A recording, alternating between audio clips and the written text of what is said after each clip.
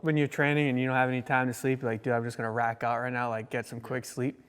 That's where we came up with rack out. I wish I had this back in 05, actually 03, because when I came back from deployment during the invasion, that was some serious shit. I was probably 155 pounds, smoking 2 packs a day, and I was drunk every day. And I wish I had something like this. I know we're not as big in the combat zone as we were, like Iraq is dying down in Afghanistan, but there's still people that after, suffer from PTSD.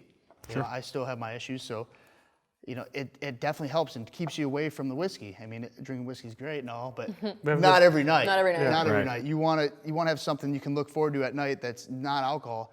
And I'll tell you what, when you don't mix alcohol and you just have rack out, you wake up the next morning, even if you get 7 hours of sleep, you feel great. But it's not just for military and veterans. It's for shift nurses. It's shift workers. Yes. It's really anyone who works, because the unpredictability of shift work, whether it's firefighters or police or EMTs or nurse or the military, these are all people that devote their lives for a little amount of money to serve everybody else, right? And with that comes more stress than most every other job. So if we could provide them something to make their lives a little easier, then we're going to do what we can to do that, obviously. Having a lot of friends who are in the military, and many of them who've transitioned into law enforcement, very familiar with the idea of toxic burn pits. But I don't think a lot of people are. A burn pit literally is just a big hole dug into the ground on the base where you throw everything, whether it's classified, whether it's uniforms.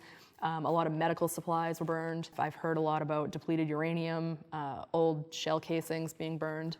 And a lot of it, depending on where you're at, especially in Iraq, you have the Shamal winds, and it's crazy.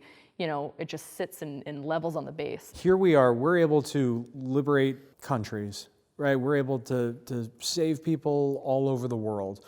We're able to develop the most advanced technology that the universe has ever seen, and yet we can't take care of our own women and men overseas who are serving our country. And the even greater insult is that they come back home and we still can't take care of them.